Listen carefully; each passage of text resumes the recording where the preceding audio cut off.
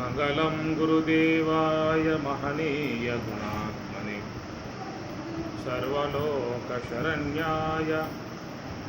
సాధురూపాయ మంగళం వసుదేవసుతం దేవం కంసశానూరమర్దనం దేవకీ పరమానందం కృష్ణం వందే జగద్గురుం.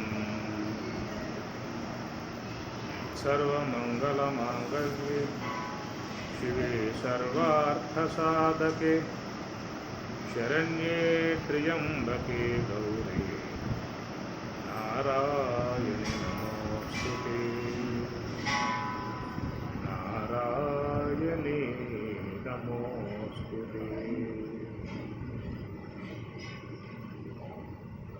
నారీ కటాక్షపటు నారాచ భయరహిత చూపులెరుగుదురు నిన్ను చూచేటి చూపు.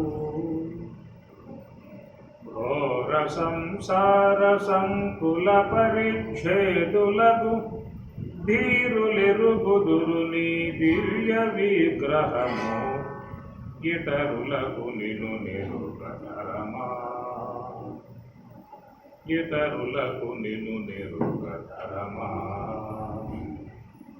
సతత సత్యవ్రతులు సంపూర్ణ మోహ విరహితులెరుంగుదురు నిన్ను ఇందిరారమణ. ఇతరులకు నిన్ను నెరుగతరమా. రాగభోగ విదూర రంజితాత్ములు మహాబాహులెరుగుదురు నీ ప్రణుతించు విధము. రాగభోగ విదూర రంజితాత్ములు మహాబాహులెరుగుదురు నిన్ను ప్రణుతించు విధము. ఆగమోక్త ప్రకారాభిగమ్యులు మహాయోగులెరుగుదురు నీ ఉండేటి ఉనికి. ఆగమోక్త ప్రకారాభిగమ్యులు మహాయోగులెరుగుదురు నీ ఉండేటి ఉనికి.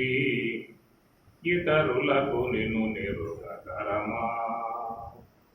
సతత సత్యవ్రతులు సంపూర్ణ మోహ విరహితులెరుంగుదురు నిన్ను ఇందిరారమణ. ఇతరులకు నిన్ను నెరుగతరమా. పరమ భాగవత పద పద్మ సేవా నిజాభరణులెరుగుదురు నీ పలికేటి పలుకు. పరమ భాగవత పద పద్మ సేవా నిజాభరణులెరుగుదురు నీ పలికేటి పలుకు. పరగు నిత్యానంద పరిపూర్ణ మానస స్థిరులెరుంగుదురు నిన్ను తిరువేంకటేశ. పరగు నిత్యానంద పరిపూర్ణ మానస స్థిరులెరుంగుదురు నిన్ను తిరువేంకటేశ.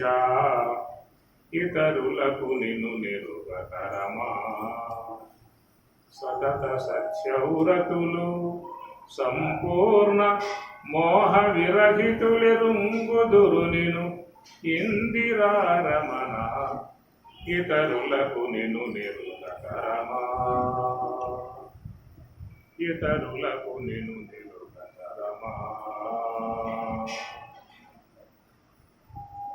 ఓం శ్రీకృష్ణ పరబ్రహ్మణే నమః. శ్రీమద్భగవద్గీత అథ తృతీయోధ్యాయః కర్మయోగః. అర్జున ఉవాచ జ్ఞాయసి చేత్ కర్మణస్తే మతా బుద్ధిర్జనార్దన తత్కిం కర్మణి ఘోరే మాం నియోజయసి కేశవ. యాని శ్రేణేవ వాక్యేన బుద్ధిం మోహయసీవ మే. తదేకం వద నిశ్చిత్య येन श्रेयोऽहमाप्नुयाम्. श्रीभगवानुवाच लोकेऽस्मिन् द्विविधा निष्ठा पुरा प्रोक्ता मया नघ ज्ञानयोगेन साङ्ख्यानां कर्मयोगेन योगिनां न कर्मणां मनारम्भात् नैष्कर्म्यं पुरुषो स्नुते न च सन्न्यसनादेव सिद्धिं समधिगच्छति। భగవద్గీత 3వ అధ్యాయము కర్మయోగములో మరి అర్జునుడి యొక్క ప్రశ్నతో ఆరంభం అయినటువంటిది 3వ అధ్యాయము. దీంట్లో ప్రధానముగా అర్జునుడు కోరే అంశం ఒకటే, ఎత్తు శ్రేయ ఏది శ్రేయస్సో నాకు ఆ మార్గాన్ని బోధింపుము. కార్పణ్య దోష అపహత స్వభావ పృచ్ఛామి త్వాం ధర్మ సమ్మూఢచేతాః యశ్రేయస్య నిశ్చితం బ్రూహి తన్మే శిష్యస్తేహం షాది మాం త్వాం ప్రపన్నం అని ప్రథమంగా ఆయన శరణాగతి వేడి కోరుకున్న అంశం అదే. కార్పణ్య దోష, స్వామి కార్పణ్య దోషముతో నాలో ఉన్నప్పుడు అజ్ఞాన దోషముతో మరి మిమ్మల్ని తక్కువ చేసి మాట్లాడాను, మన్నించండి, ఆ తప్పు మన్నించండి. కాబట్టి శిష్య తే తమకు నేను శిష్యుడను, షాధి నన్ను శాసించు. ఎత్ శ్రేయ ఏ యొక్క శ్రేయస్ ఏ మార్గంలో పయనిస్తే శ్రేయస్సు ఏర్పడుతుందో నాకు ఆ మార్గాన్ని బోధించమని చెప్పని భగవద్గీత 2వ అధ్యాయంలో ప్రథమంగా అర్జునుడు శరణాగతి వేడి స్వామికి శరణాగతి వేడి స్వామివారిని కోరుకున్నది ఆయన అదే. ఎత్ శ్రేయ ఏ యొక్క శ్రేయ మార్గంలో పోతే నాకు మోక్షం, శ్రేయస్సు అంటే మోక్షం ఒకటే మార్గం. శ్రేయశ్చ ప్రేయశ్చ మనుష్యమేతత్ తౌ సంపరిత్య వినక్తి ధీర శ్రేయో హి ధీర అభిప్రేయస వృణీతే ప్రేయ మందాన్ వృణీతే శ్రేయో హి ధీర అభివృణీతే. కాబట్టి కాటకబల్లిలో కఠోపనిషత్తులో 2వ బల్లిలో 2వ వల్లి జ్ఞానబోధ ఆరంభం అనేటువంటి దానములో ప్రథమంగా తొలిగా యముడు నచికేతసునికి చెప్పినటువంటి యొక్క విషయం ఇదే. శ్రేయశ్చ ప్రేయశ్చ మనుష్యమేతత్ తౌ సంప్రత్య వినక్తి ధీర. అయ్యా లోకంలో 2 ఉన్నాయి మార్గాలు, ఒకటి ప్రేయో మార్గం, ఒకటి శ్రేయో మార్గం. ప్రేయో మార్గము అంటే ధర్మ అర్థ కామ, ఈ 3 కూడా ప్రేయో మార్గము.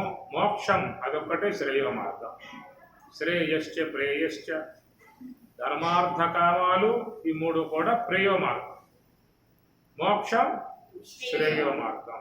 కాబట్టి మోక్షము అన్నా, శ్రేయస్సు అన్నా, నిర్వాణం అన్నా, కైవల్యం అన్నా, బ్రాహ్మ్య అనుభవం అన్నా అన్నీ కూడా ఒకే అంశంలో చేరి ఉన్నటువంటివి. కాబట్టి దాని నిశ్రేయస, దాని శ్రేయో మార్గం అంటే మోక్ష మార్గము. కాబట్టి ప్రేయో మార్గము అని చెప్పినంటే ధర్మ అర్థ కామ ఈ 3 విషయంలో అన్ని జీవులు జీవిస్తూ ఉన్నాయి, సకల జీవులు జీవిస్తూ ఉన్నాయి. ఈ 3 అంశములు ధర్మం అన్నప్పుడు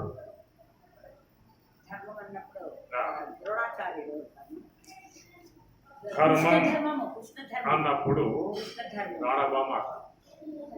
ధర్మం అనే విషయములో లోకములో అన్ని జీవులు కూడా ధర్మబద్ధముగా జీవిస్తూ ఉన్నాయి.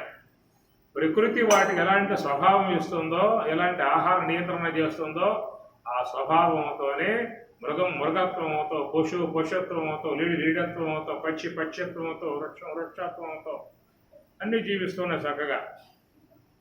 ఏదైనా ధర్మ హాని, ధర్మం తప్పి నడిచే విధానం అని చెప్పి అన్నట్లయితే లోకంలో ఒక మానవుడే. ధర్మ హాని కలగజేసేటువంటి వాడు ఒక మానవుడే. ఏ జీవి ధర్మ హాని చేయలా. భగవంతుడు అవతరించింది మానవోద్ధరణ కోసంగాన, ఇతర జీవుల కోసంగాన.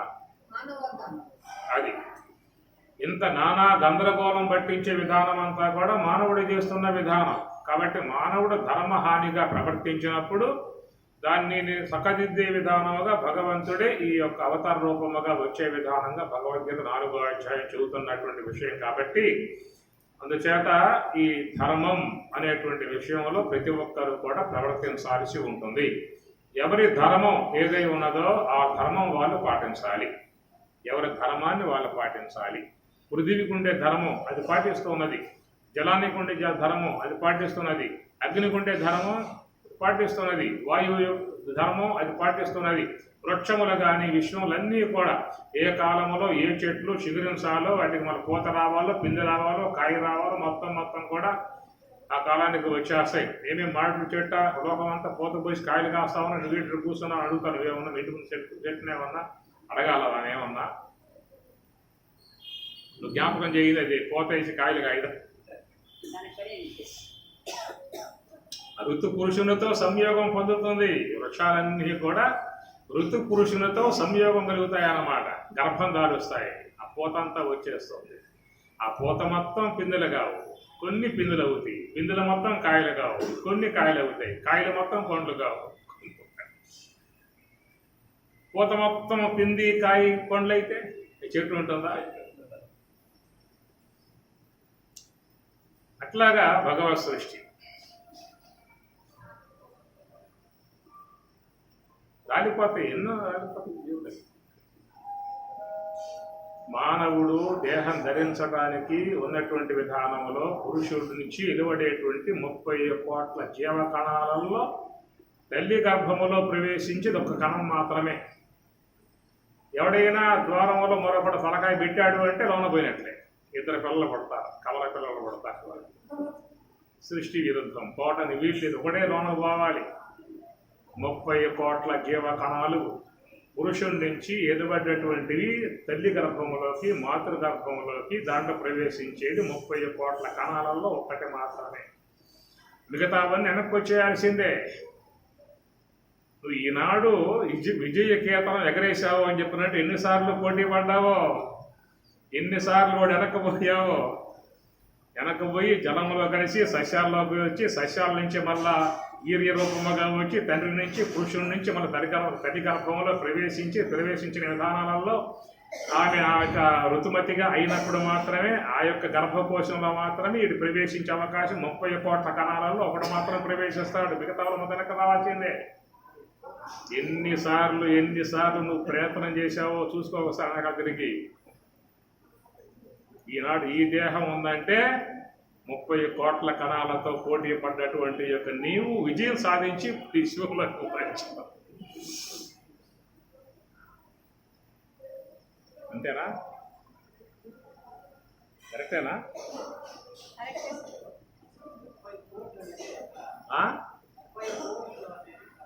పురుషుని యొక్క వీర్యము ఈ విధానములో 30 కోట్ల జీవకణాలుగా బయలుదేరేటువంటి యొక్క సమూహం. వాళ్ళు ప్రయాణం చేయగా పరుగు పందెంలో పరుగు తీయలేక నీరసంతో నిక్కేసి రాలిపోగా ఎంతో కొంత ప్రయత్నం చేయక పోయిన వాళ్ళు ఎవడైతే ముందు పోయాడో వాడు విజయకేతనం ఎగరేసిన వాడే నీవు నేను అందరం కూడా. ఈ దేహం పోయిందనుకో మళ్ళా పోటీ ఆరంభం. ఇదొక అనంత వెనకాల ఉన్నది కథ అంతా కూడా. ఆ తెలియని అంశాలు ఏంది కూడా. ఈ దేహం రావటానికి సామాన్య విషయమా? నీకంటే ఇప్పుడు పోయిన వాళ్ళు రెడీగా ఉన్నారు. కొన్ని కోట్ల మంది నీకంటే క్యూలో ముందున్నారు. వాళ్ళంతా అయ్యాక నీకు వస్తుంది. అప్పుడుదా వేసి ఉండాల్సింది. ఎవరితో మొరబెట్టుకుంటావు, ఎవరికి చెప్పుకుంటావు నా బాధ ఇదని చెప్పేసి అని. నీ మాట తినేది ఎవడు?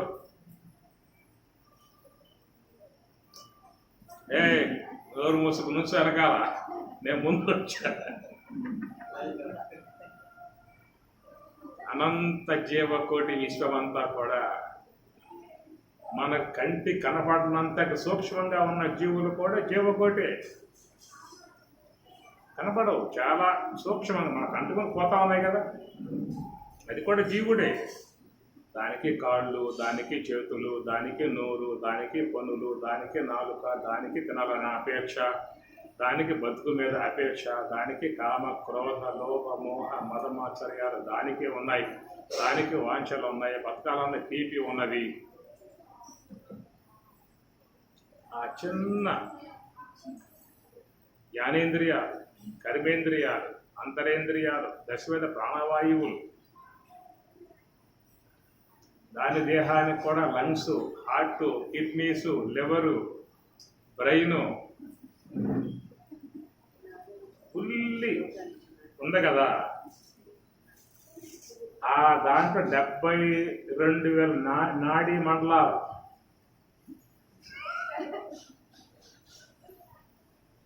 చెయ్యి పరిశోధన కావాలంటే బుల్లి క్షేమని వాడికి అయ్యా దీన్ని పరిశీలించి మా స్వామి చెప్పారు. హార్ట్ ఉందా, లంగ్స్ ఉందా, కిడ్నీస్ ఉన్నదా, లివర్ ఉన్నదా, బ్రెయిన్ ఉన్నదా చూసి నాకు చెప్పు అని చెప్పాడు. పరిశోధన చేస్తాడు, కొంత అమౌంట్ అవుతుంది.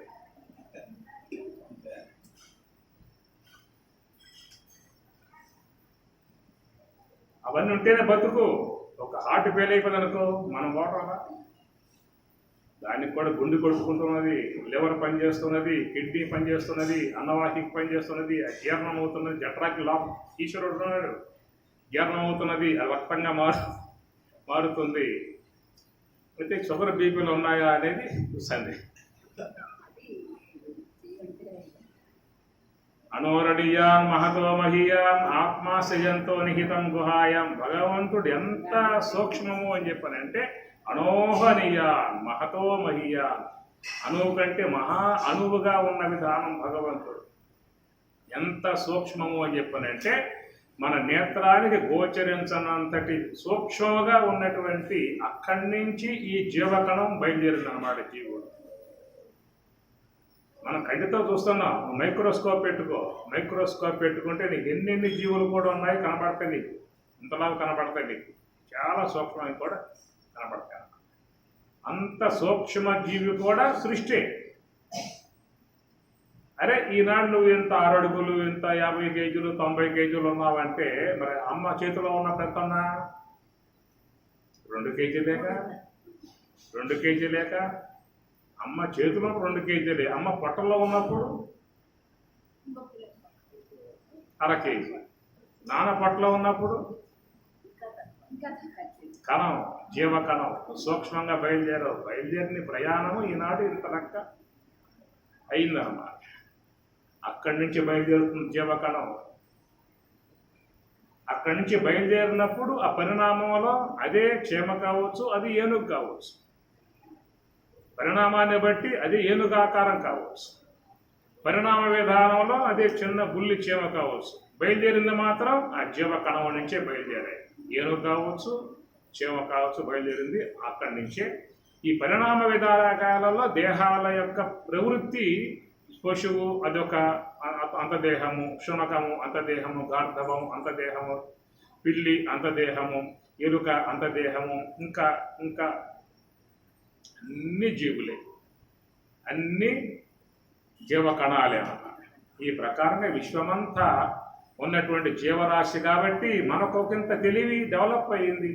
మానవ దేహంలో డెవలప్మెంట్ అనేది ఒకటి ఏర్పడింది కాబట్టి కొంచెం అన్నీ కూడా అవయవాలు కూడా సముదాయం అంతా కూడా అనుకూలంగా ఉన్నాయి. అక్కడ అనుకూలంగా ఉన్నాయి. చక్కగా చూస్తాం, విచారిస్తాం, బాధలు ఉంటే చెప్పుకుంటాం, పక్కవాడి సహాయం తీసుకుంటాం, ఇంకేదో ప్రత్యామ్నాయం కావాలంటే వాటి ప్రత్యామ్నాయ మార్గాలకు ఏర్పాటు చేసుకుంటాం.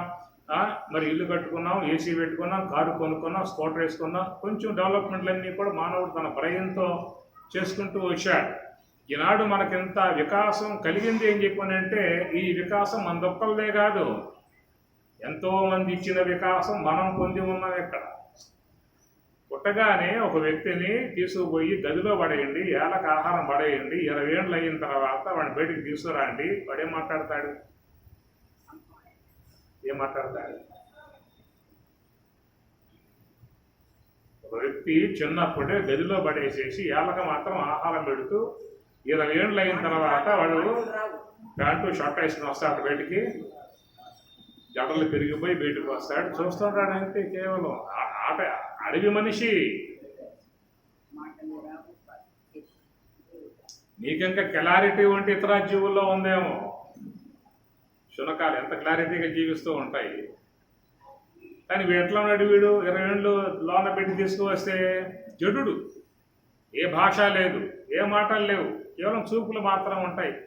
ఆశ్చర్యంగా చూస్తూ ఉంటాడు, వింతగా చూస్తూ ఉంటాడు, బెదిరిపోతూ ఉంటాడు, భయపడే పరిస్థితి ఏర్పడుతుంది. కారణం ఏంటంటే ఆడ వికసించాల బ్రెయిన్. మనకెందుకు వచ్చింది? ఎంతమందిది పొందాం మనం, ఎంతోమంది ఇచ్చిన విషయాలు లోన్ వేసుకున్నాం కాబట్టి ఇంత క్లారిటీగా మాటలు కానీ, వ్యవహారం కానీ, దక్షత కానీ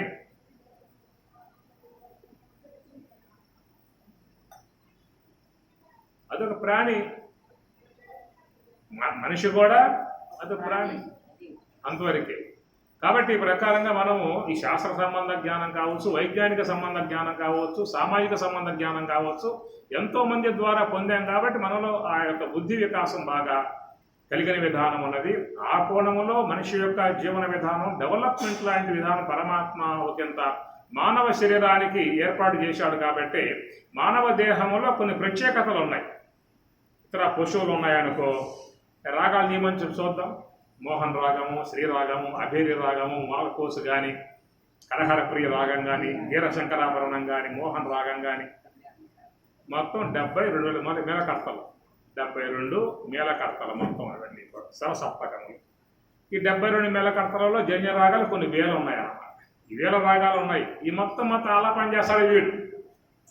అట్లా అమరిక అనేటువంటిది పరమాత్మ అనేది ఏర్పాటు చేశాడు. కాబట్టి తీగలుగుతూ ఉన్నాయి. ఇతర జీవులు, పశువు, పక్షి, మిగతా ఉన్నాయి, రాగాలు ఏమంచి వస్తాయేమో.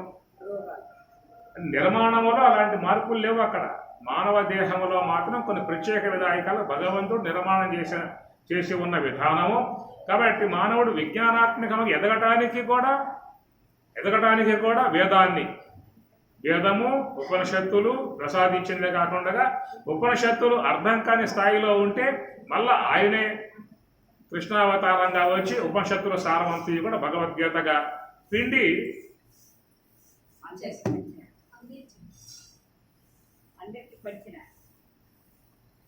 ఏకం శాస్త్రం దేవకీ పుత్ర గీతం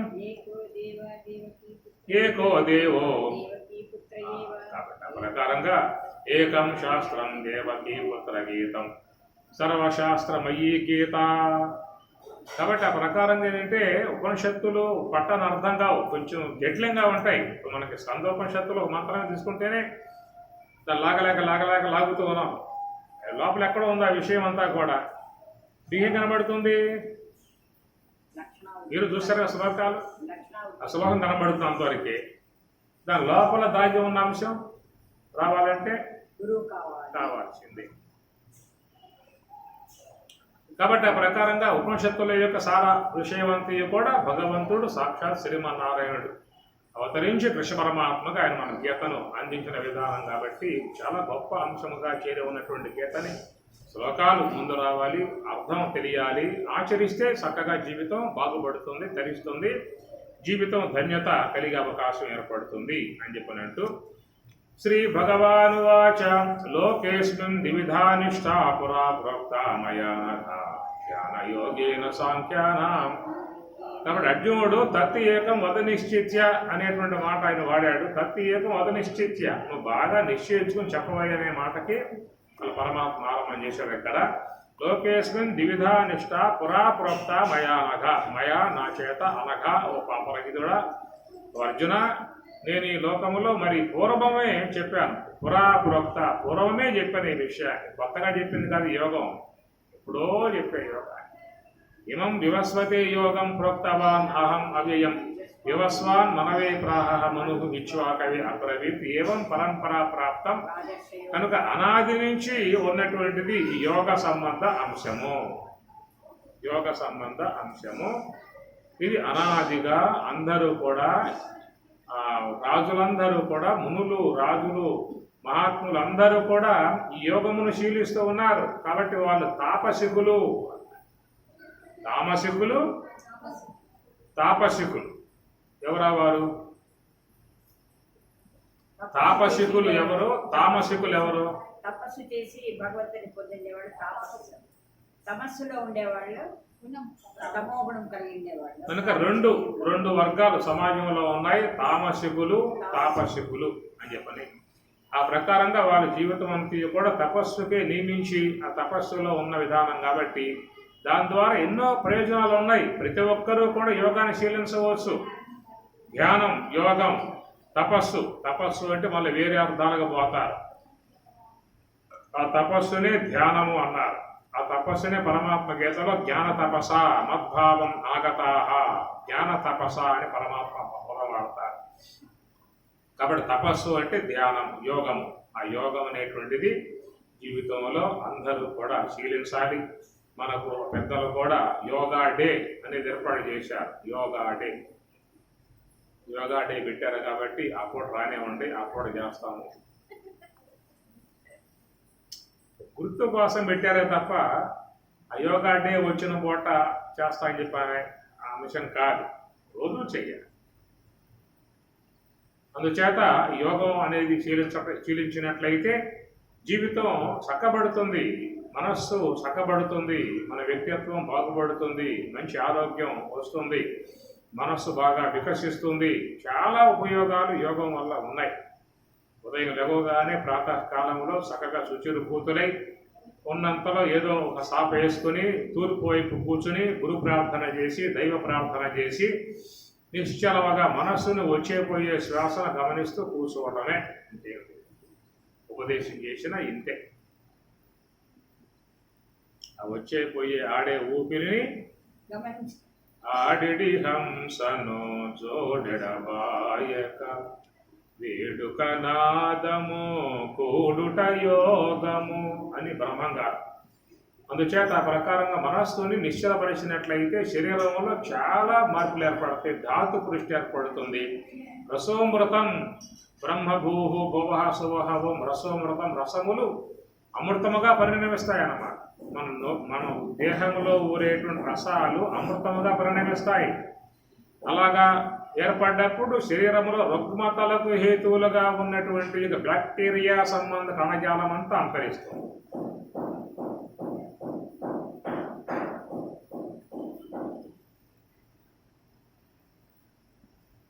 మీరు చేయటమే కాదు, మీతో పాటు మీ పిల్లలను కూడా చేయించాలి. యోగా చేయిస్తే మంచి మా మనస్సులో ఒక మంచి ఏకాగ్రత ఏర్పడుతుంది కాబట్టి వాళ్ళ చదువులు బాగా ఉంటాయి, జ్ఞాపక శక్తి బాగా ఉంటుంది, మార్కులు బాగా వస్తాయి, భవిష్యత్తు బాగా ఉంటుంది. ముందు ముందు కూడా వాళ్ళ భవిష్యత్తు మంచిగా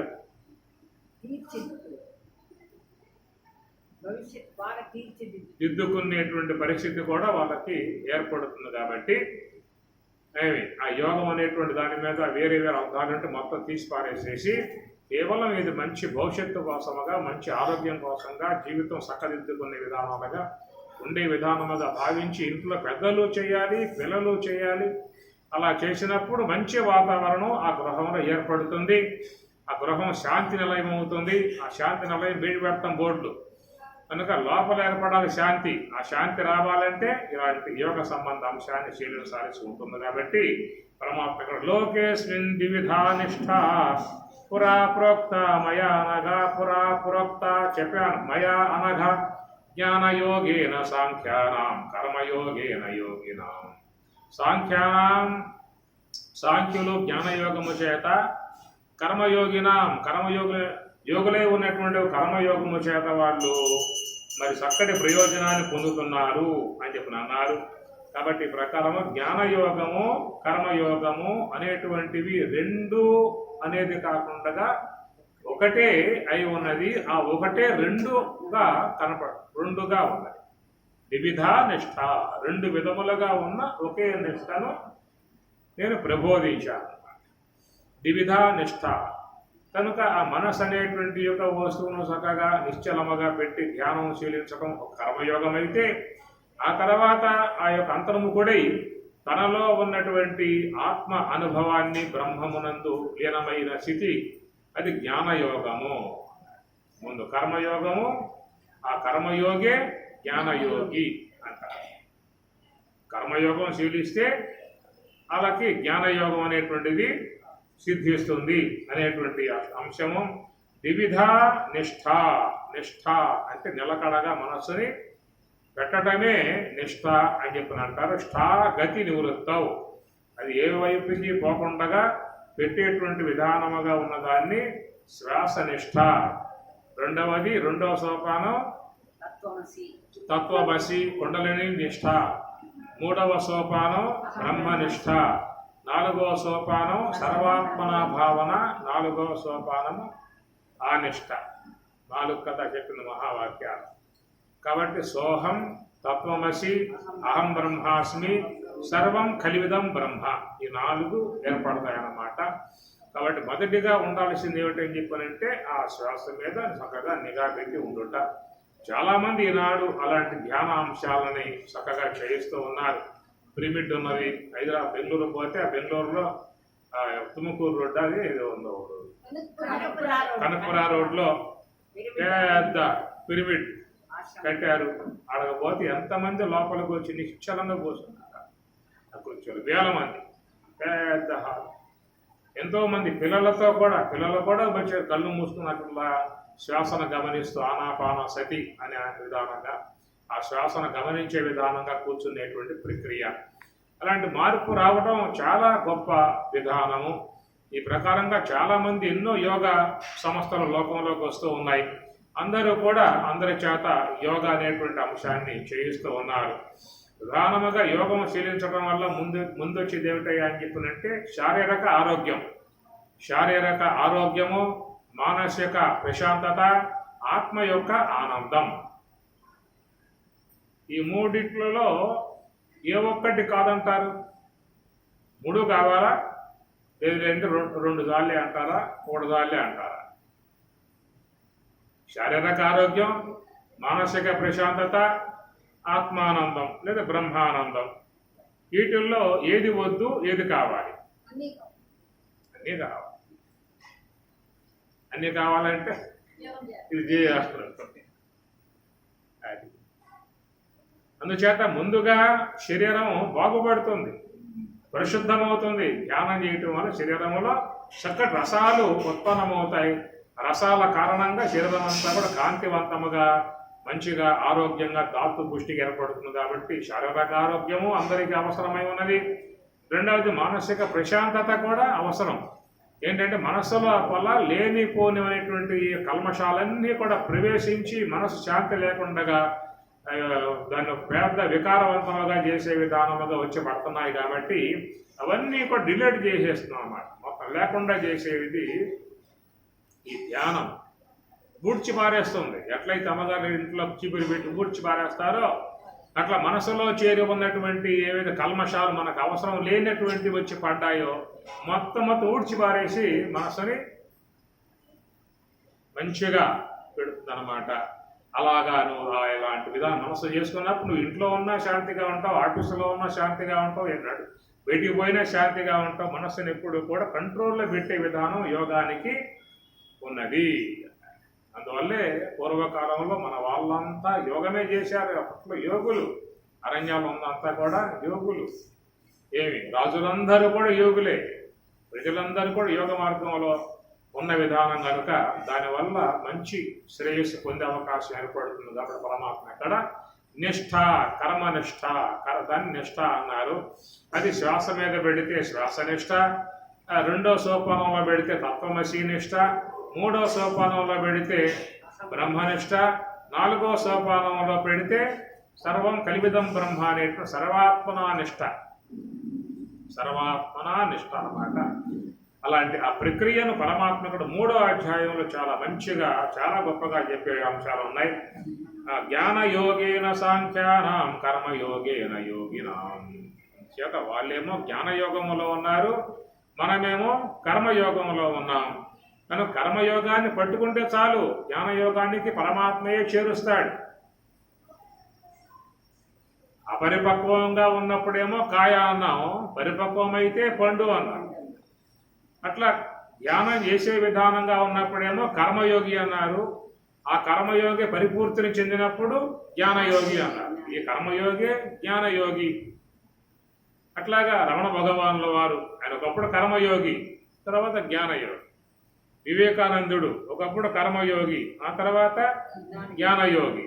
అట్లా వశిష్ఠుడు కానీ, జమదగ్ని కానీ, వ్యాసుడు కానీ, చిన్మయానంద, రామకృష్ణ పరమహంస, అందరూ కూడా ముందు యోగులుగానే ప్రవేశించి తర్వాత జ్ఞానులుగా అయ్యారు. దానివల్ల అందరూ పరమశాంతిగా జీవితంలో ఉండిపోయారు, బ్రహ్మజ్ఞానులై ఉండిపోయారు. కాబట్టి లోకములో మానవులు అపేక్షించేటువంటి ఈ యొక్క ఆనందం అయితే ఉన్నదో అట్టి ఆనందాన్ని సమృద్ధిగా పొందాలని చెప్పి అన్నట్లయితే యోగమును శీలించాల్సి ఉంటుంది అన్నమాట మీద భగవద్గీత 6వ అధ్యాయంలో స్వామి చెప్తాడు. తం విద్యా దుఃఖ సంయోగ వియోగం యోగ సంహితం. తం విద్య దుఃఖ సంయోగ వియోగం. మనం ఎట్లా ఉన్నాం? దుఃఖ సంయోగములు పొంది ఉన్నాం. అనేక దుఃఖములు, అనేక సమస్యలు, అనేక బాధలు, అనేక వేదనలు అవి పైకి చెప్పుకునే ఉంటాయి, చెప్పుకోకుండా లోపలే బాధపడేటువంటివి కూడా ఉంటాయి. బెగ్గరగా నోరిప్పి ఏడ్చేవి కొన్ని ఉంటాయి. నోరిప్పి ఏడిస్తే పక్క వాళ్ళు ఊరుకోరు కాబట్టి ఏడవకుండా లోపలే బాధపడే పరిస్థితులు ఉంటాయా? కుటుంబాలు ఉన్నాయా? ఈ ప్రకారముగా దుఃఖ సంయోగ వియోగం యోగ సంజ్ఞతం. అలాంటి దుఃఖాలన్నిటినీ కూడా పోగొట్టుబెట్టి ఎప్పుడు కూడా మనస్సు పరమశాంతిగా ఆనందంతో, పరమాత్మ యొక్క ఆనందంతో, ఎన్ని సమస్యలున్నా కానీ ఎన్ని బాధలున్నా కానీ వాటికి లోను కాకుండా ఎప్పుడు కూడా ఆనందముగా ఉండే విధానముగా చేయగలిగేటువంటిది యోగము. తస్మాత్ యోగి భవార్జున. అందువల్ల నీవు యోగివి కాదా. ఎత్ర యోగీశ్వర కృష్ణ, ఎత్ర యోగీశ్వర కృష్ణ, కృష్ణ పరమాత్మ యోగీశ్వరుడై ఉండి తస్మాత్ యోగి భవ, నువ్వు యోగివి కమ్ము అని పరమాత్మ అంటాడు. ఆ మాట ఆయన ఒక్కడే కాదు, తస్మాత్ యోగి భవ అనే మాట ఆయనకే కాదు అందరికీ వర్తించే విధానం కనుక దాన్ని జీవితంలో ఆ యోగ తత్వాన్ని శీలించినట్లయితే శారీరక ఆరోగ్యము, మానసిక ప్రశాంతత, ఆత్మ యొక్క ఆనందం కావాలా? అది కాకపోతే దుఃఖం ఉంటుంది. రెండే, దుఃఖమా ఆనందమా? దుఃఖం ప్రపంచ లక్షణం, ఆనందం పరమాత్మ లక్షణం. ఆనందం పరమాత్మ లక్షణం. మనం కోరుకునే ఆనందం భగవంతుని యందు ఉన్నది, ప్రపంచంలో లేదు. ప్రపంచంలో ఏమున్నాయి? తత్సంబంధమై ఉన్నటువంటి యొక్క అంశాలు ప్రపంచంలో ఉన్నాయి. ఆకాశం శబ్దం కలిగి ఉన్నది, వాయువు స్పర్శ కలిగి ఉన్నది, అగ్ని రూపం కలిగి ఉన్నది, జలం రసం కలిగి ఉన్నది, పృథివీ గంధం కలిగి ఉన్నది. భగవంతుడు ఆనందం కలిగి ఉన్నాడు. శబ్దాన్ని పొందాలంటే ఆకాశం ఆశ్రయించాలి, స్పర్శను పొందాలంటే వాయువుని ఆశ్రయించాలి, రూపాన్ని పొందాలంటే అగ్నిని ఆశ్రయించాలి, రసాన్ని పొందాలంటే జలాన్ని ఆశ్రయించాలి, గంధాన్ని పొందాలంటే పృథివిని ఆశ్రయించాలి. దేంట్లో ఉండే ధర్మాలు దాంట్లో ఉన్నాయి అంతే. శబ్దం కావాలా? ఆకాశం ద్వారా రావాల్సిందే. స్పర్శ కావాలా? వాయువు ద్వారా రావాల్సిందే. రూపం కావాలా? అగ్ని ద్వారా రావాల్సిందే. రసం కావాలా? అగ్ని ద్వారా రావాల్సిందే. రసం కావాలా? అగ్ని ద్వారా రావాల్సిందే. జిహ్వ ద్వారా వస్తుందా? రసం కావాలా? అగ్ని ద్వారా రావాల్సిందే. రసం రాదా? తెచ్చేసారు ఎప్పుడన్నా? టెస్టింగ్ చేశారా? ప్రయోగం చేశావా? ఎప్పుడన్నా అగ్నిని రుచి చూసావా? నాలుగు పెట్టి రూపం కన్ను చూస్తుంది, చూసేదే ఉందా? కన్ను చూస్తుంది. అగ్నిలో రసం ఉందా లేదా అనే విషయం టెస్టింగ్ చేశావా ఎప్పుడన్నా? ఎక్కడ చెబుతా లేదని చెప్పేసి చేయకుండా ఎప్పుడన్నా కాస్త అట్ల కాడ కాల్చి అట్లా అంటించావనుకో తెలుస్తుంది అంతే.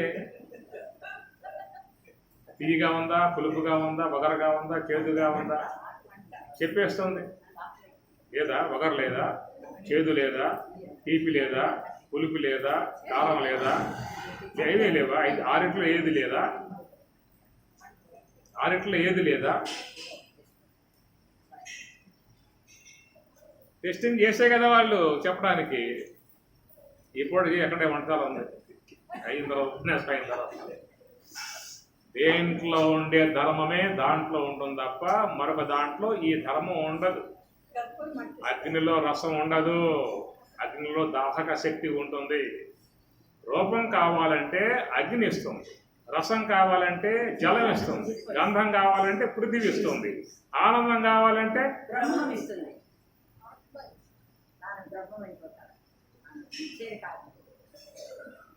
మరి ఆనందం కావాలని అపేక్ష లోపం ఎంతమందికి ఉన్నది? ఎంతమందికి ఉంది చెప్పండి? అందరికి ఉందా? మీకుంటే ఉండొచ్చు, అందరికి ఎట్లా చెబుతావు నువ్వు?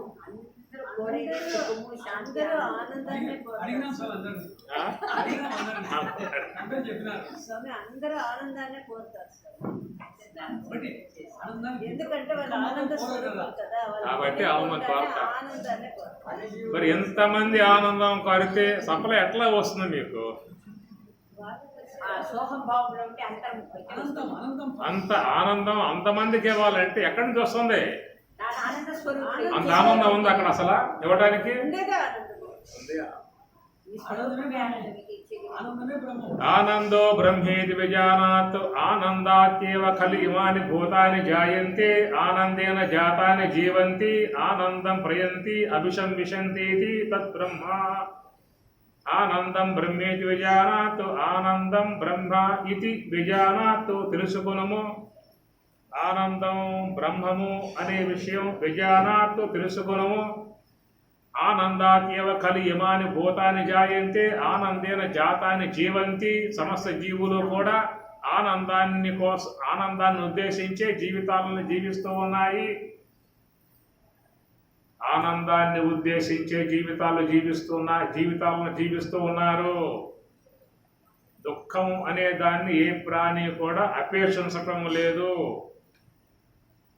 ఏ ప్రాణి దుఃఖాన్ని అపేక్షించలేదు. కాబట్టి వీలైన వరకు ఎట్లాగో ఏదో రూపంగా ఆనందం దీని ద్వారా వస్తుందా, దాని ద్వారా వస్తుందా, దేని ద్వారా వస్తుందా అనే విషయాల మీదుగా అన్వేషణగా చేసే విధానముగా జీవులు పోతూ ఉన్నారు. అయితే వచ్చే దుఃఖాలు వచ్చి పడతా ఉన్నాయి, కానీ భరిస్తూ ఉన్నాడు. ఈ దుఃఖం పోనీలే ఆనందం అన్న వస్తుంది, ఈ దుఃఖం పోనీలే ఆనందం వస్తుంది, ఈ దుఃఖం అన్న పోనీలే అపేక్ష అన్నమాట. ఎన్ని సమస్యలు ఉన్నా ఎన్ని దుఃఖాలు ఉన్నా ఇవి ఎంతకాలం ఉంటే పోతేలే. ఆనందం రాకపోతుందా? సంతోషించలేకపోతామా? జీవితం సుఖపడలేకపోతామా? అపేక్ష. ఆ ఒక్క అపేక్ష బట్టే వాడికి జీవితం నిలబడి ఉన్నది. అది కనపడకపోయిందా అంటే ఆ పూటతో ముగింపే. ఇప్పుడు చూశాడే జీవితంలో మనకు సుఖపడే అవకాశాలు లేవని చెప్పి అనుకున్నాడా అంటే ఆ పూటతో మృత్యు గుహలో ప్రవేశిస్తాడు. ఇక అవసరం మనకి ఈ జీవితం, సుఖపడే యోగం మన జీవితంలో లేదు, ఆనందాన్ని పొందే అవకాశం లేదు అంటే భగవంతునితో ఉండే అవకాశం లేదని అర్థం. ఆనందంగా ఉండే అవకాశం లేదు అంటే ఏమిటి? భగవంతునితో ఉండే అవకాశం నాకు లేదనే మాట అన్నమాట. చాలా మందికి లోకంలో భగవంతుడు అంటే ఏమున్నది? అదిగా శివలింగము, అమ్మవారు, ఈ అయ్యప్ప స్వామి, ఆంజనేయ స్వామి, ఇట్లా ముద్రలు ఉన్నాయి మనసులోపల ప్రతి ఒక్కడికి. కానీ భగవంతుడు అని చెప్పనంటే బ్రహ్మము, ఆనందము అనేది వాస్తవిక స్వరూపము. ఒకవేళ నీ ఇష్ట దైవాన్ని నువ్వు ఆరాధించినా కానీ ఏం కోరుకుంటావు? అమ్మ నేను ఎప్పుడు ఆనందంగా ఉండాలి. అభిషేకాలు చేసావు, అష్టప్రణామాలు చెప్పావు, సహస్రనామాలు చెప్పావు, పానసారం పడ్డావు, దండాలు పెట్టావు, దస్తాలు పెట్టావు. ఇన్ని అయిన తర్వాత దండ పెట్టి ఏం కోరుకుంటావంటే నేను ఎప్పుడు ఆనందంగా ఉండాలమ్మా, ఆశీర్వదించమ్మా అని చెప్పాలంటారు. ఆనందో బ్రహ్మేతి విజానాత్ ఆనందాత్యేవ ఖలు ఇమాని భూతాని జాయంతి ఆనందేన జాతాని జీవంతి ఆనందం బ్రహ్మ. అది దేవుడు, ఆనందమే దేవుడు అన్నమాట. అంటే ఆ దేవుణ్ణి పొందటానికి వీళ్ళందరూ చుట్టూ తిరుగుతూ ఉన్నాం అన్నమాట. నువ్వు ఎక్కడికి పోయినా కానీ ఏం చేసినా కానీ అమ్మా మా ఇంటెల్లపాది ఆనందంగా ఉంటా, నేను మా భార్య సతీమణి, ఏక మా పిల్లకాయలు, పిల్ల జల్ల గొడ్డు గోద పశువు గిష్టులు మొత్తం పుట్టేవాళ్ళు, పుట్టబోయేవాళ్ళు, రాబోయే మా వంశంలో 10 తరాల వరకు మాకు ఆనందాన్ని ప్రసాదించు. ఇది ప్రతి ఒక్క వ్యక్తి యొక్క వాంఛ. బ్రహ్మము అంటే అర్థం కాదు కానీ ఆనందము అంటే అర్థమవుతుంది. ఆ ఆనందమే బ్రహ్మం. మరొక పదం ఆనందం అనే దానికి బ్రహ్మము.